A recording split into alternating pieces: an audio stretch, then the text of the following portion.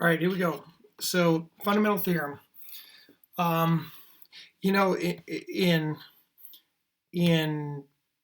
since 2019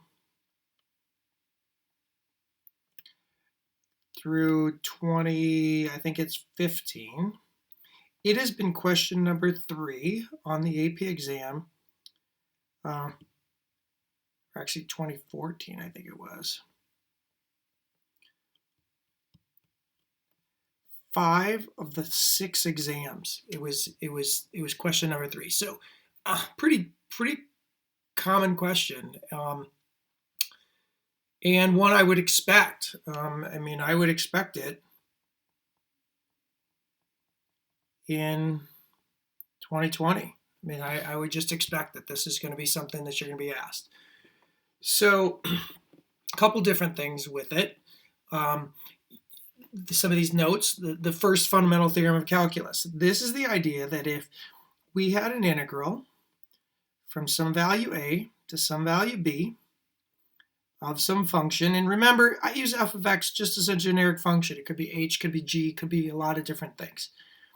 That is equal to, after you integrate it, that's equal to f of b minus f of a. Remember, that's just an accumulator. It's a space accumulator. That the idea behind an integral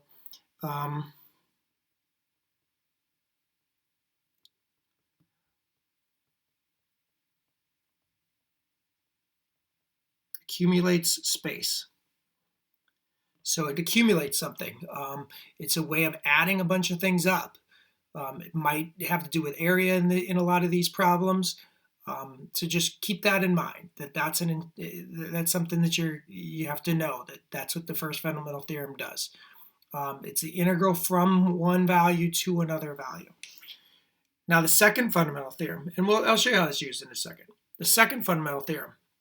The second fundamental theorem, remember, that's the idea that derivatives and integrals are opposites.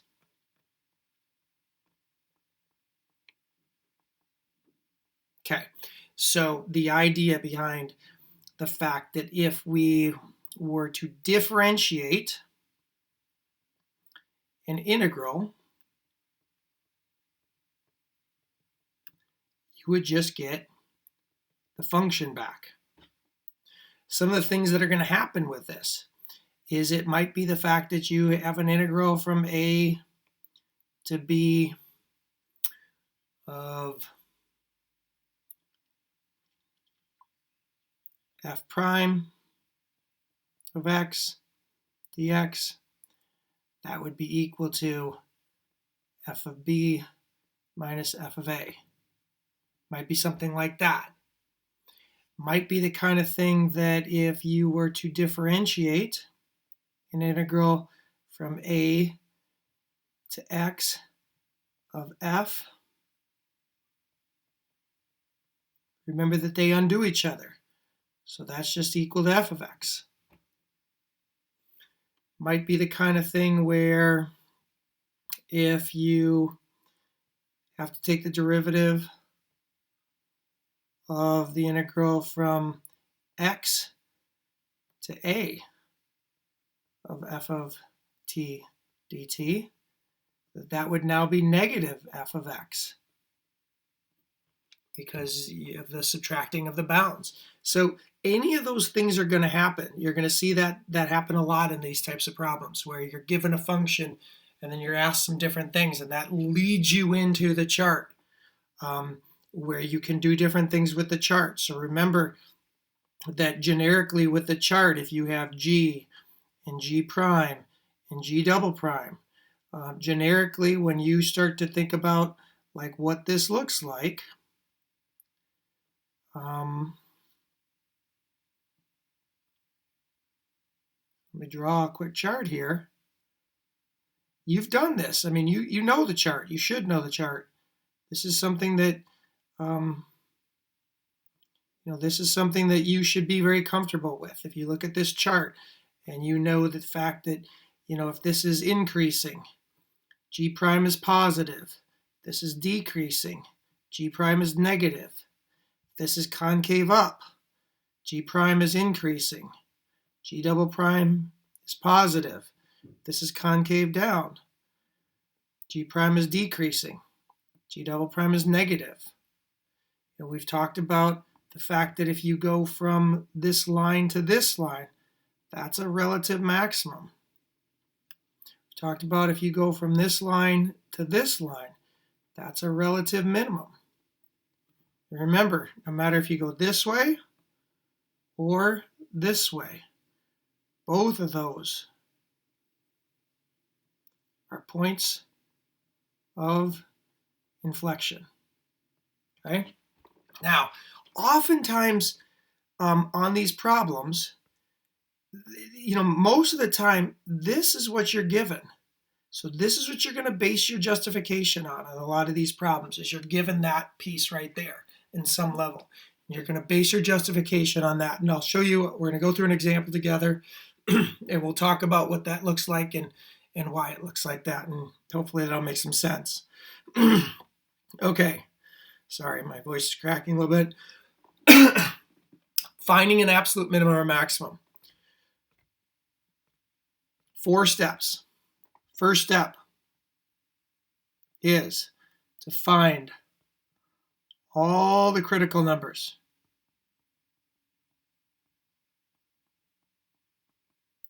That's when the derivative is equal to 0 or is undefined. Whatever derivative you're trying to find, whatever you're trying to maximize, the derivative of the thing that you're trying to maximize or the derivative of the thing that you're supposed to minimize, when does that derivative equal 0 or is undefined? The second thing you're going to do is you're going to make a table. Make a standard, what you might call an X, Y table. With the endpoints that they give you and the critical numbers. Okay, so that's what you're going to do. You make this XY table. The third thing you're going to do is calculate the Y value for the table. And the last thing that you're going to do is you're going to answer the question. So don't forget to answer the question. The table will serve as your justification.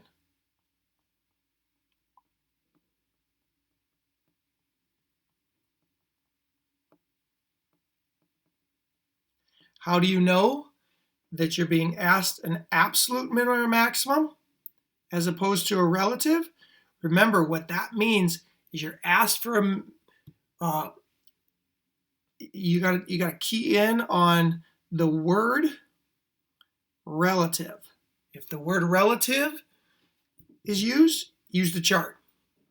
If it doesn't use the word relative, then you're going to go through those 4 steps. Okay. Finding a rate when given an amount.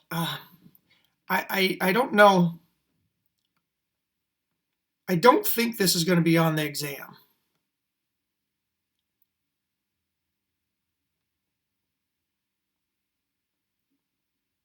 The way we've listed it.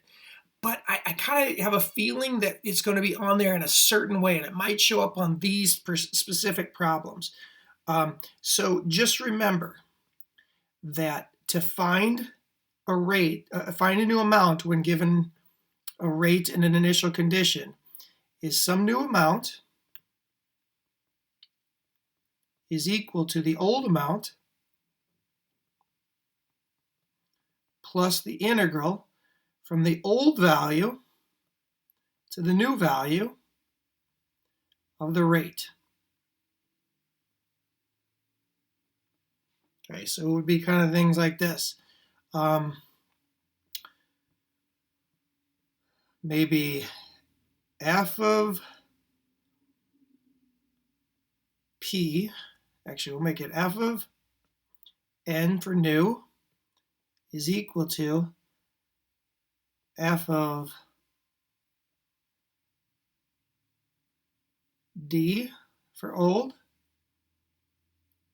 plus the integral from n to d of f prime. Something like that. So you're going to use that somewhere in these problems. Just get used to it. That's something, usually the initial condition is given in somewhere in the body of the problem. All right, integral is an accumulator. If I gave you some kind of graph real quick here, and I did this, and maybe I drew a graph that started here and went up to here, and went through here, and back to here. And let's say, this is 0, this is some value A, and this is some value B. If we needed to know, the space that's involved in this, if we needed to know, what is all this space here, and what is all this space here together that space, and let's say this is just some graph of f, together that's the space from 0 to a of f of x dx plus the integral from a to b of f of x dx, and all that's equal to the integral from 0 to b of f of x dx. So we can split an integral up based on where it is. Okay. Definition of continuity. We've talked about this. In order for f to be continuous, you have to meet the 3 conditions. There are 3 conditions. Number 1, the limit as x goes towards c from the left-hand side has to equal some value. Number 2, the limit as x goes towards c from the right-hand side has to equal some value. And number 3, f of that c value has to equal this. And these 3 things, they all have to be the same value. And you need to check all of them. If you don't check them all, you won't get it right. And you really want to make sure you get that right. You want to check all 3 of those. And you want to write it out in 3 different lines. And then you'll be in much better shape. Quotient rule. Written this out a couple times. Let's say you're taking the derivative of one function divided by another function. That's going to be the bottom one times the derivative of the top minus the top times the derivative of the bottom all over the bottom squared. Have that written down. You need to have that written down. You're going to have to use it. So having it written down and not having to memorize it, pretty important thing. Product rule. F times G. Again, write this down. F prime times G plus F times G prime. Have that written down. If you have that written down, you won't have to memorize it. And then the chain rule, which you guys really bumbled on the exam recently. So go back and look at this, because some of you really struggled with this concept and understanding that the chain rule even exists. And remember, you're taking the derivative of the outside, leaving the inside alone, and then you're differentiating the inside.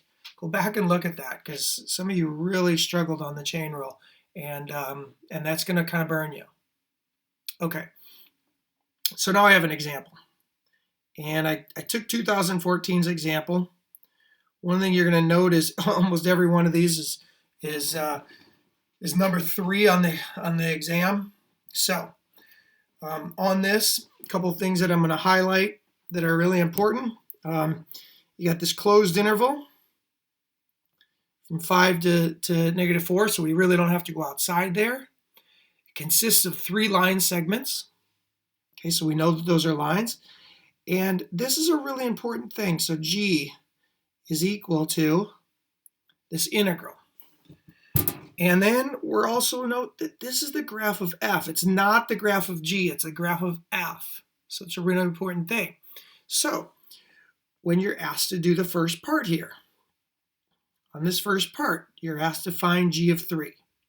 Okay, so g of 3 then would equal the integral from -3 to 3 of f of t dt. Well, if you think about going from -3, which if you look at where that is, that's right here, all the way up to 3, which would be right here. The integral from -3 to 3 on this is going to be this space right here, all of this space, plus this space right there, all the way up to 3, right? If we're going all the way to 3 right there, then we're adding that space together. So we have 2 triangles. So just write them out. You don't have to simplify it, remember. So if I'm going to do this first triangle, it'd be 1/2. The base of this triangle is 1, 2, 3, 4, 5. The height of that triangle is 1, 2, 3, 4.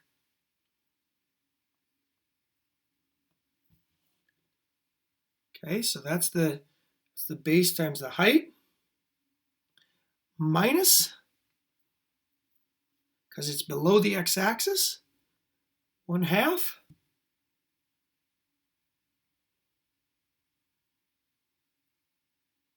The base of this one is 1. The height of this one looks like it is 2. Don't simplify it. You don't have to. I know the answer key will simplify it. So if you go look at the answer key, you're going to see that the answer key simplifies it. You don't have to. Just know that you could just leave it just the way that is. Okay. Next thing. Next thing says, on what open intervals is the graph of g? So we're looking for when is g both concave, both increasing and concave down. Okay, so let's go back and look what we have here. And I'm going to erase what's on this graph because I'm not going to need that part anymore. But let's go back and look at what we were given. Okay, what we were given on this is we were given that g is this function f. So, something to note. If g is equal to the integral from -3 to x of f, that means that g prime must just equal f. Remember, this is the given graph. So, when we think about giving our reason for our answer, we're going to base our reason off of this graph. Go back and look at the chart. In order for g to be increasing, g prime needs to be positive. In order for g to be concave down, g prime needs to be decreasing. So, this is kind of our thought, right? This is what we're trying to think about. We're trying to think about what's happening here. When is g prime, which is the given graph that we have, okay? When is g prime positive but decreasing? Positive above the x-axis, decreasing, going down. Well, and we're looking for it on the period from -5 to -4, or to 4. Well, if you look at where that is, Notice that this graph is positive and decreasing there. It's positive and decreasing right there. So those are our two values. Those are our two intervals, from -5 to -3, and from 0 to 2. So that's what we're going to say. Our answer then is going to be -5 to -3, 0 to 2, because G prime, which equals F, is positive and decreasing. That's our reason. That's our answer. This is the answer that they're looking for right here. You write that answer, you're going to be set. You got that perfectly. Okay. Now we get to the next part here. New function h is defined as g of x over 5x. Find g prime of 3. They're just checking to see whether you know how to do the quotient rule. So h prime of x is equal to the low times the derivative of the high minus the high times the derivative of the low all over the low squared. Remember, we're not going to simplify things. H prime of 3. Where have we seen that value 3 before? Well, we saw it in part A. So we're going to go back up to part A and use that in a second. But if we go through this and we think about what we have here, we got 5 times 3 times g prime of 3. Well, g prime of 3 is really f of 3, right? I mean, g prime of 3 is really f of 3. Go back to our graph. F of 3 is right there. F of 3 is -2. It's the point 3 comma -2. So go down here, got -2 here, minus g of 3. G of 3 was found in part A. If you look back at g of 3, g of 3 is all that stuff we did in part A. Look at g of 3 up there. So if I wanted to, I could write it as 1/2 times 5 times 4 minus 1/2 times 1 times 2, and all that's times 5. Then divided by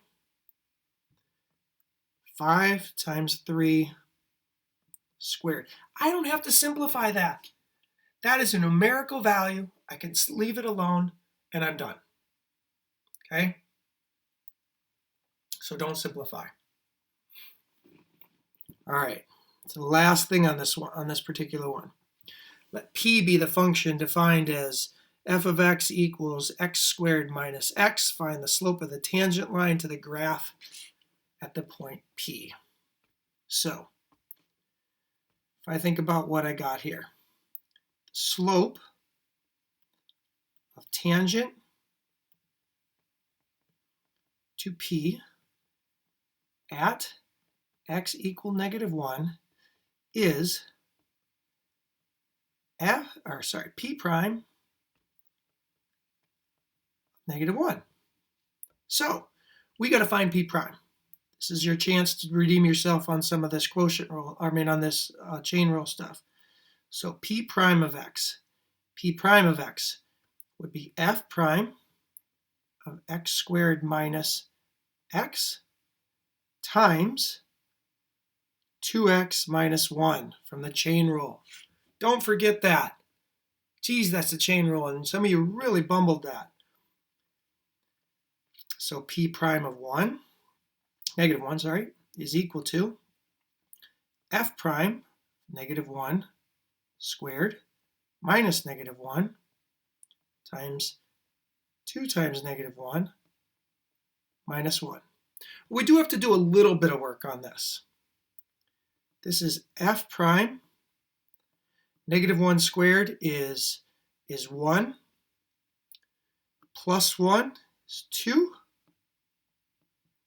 And just for the sake of not doing any simplification, I'm leaving this alone. That's arithmetic. I don't have to. Okay, so real quick, remember, this is the slope of the graph. That's the slope of the graph that's given. So we go back to our graph up here. We look at 2. And we look right here. It's the slope of this graph right here.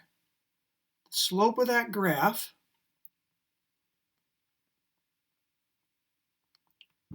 is equal to, looks like it goes down 1 over 2, or down 2 over 1, so negative 2.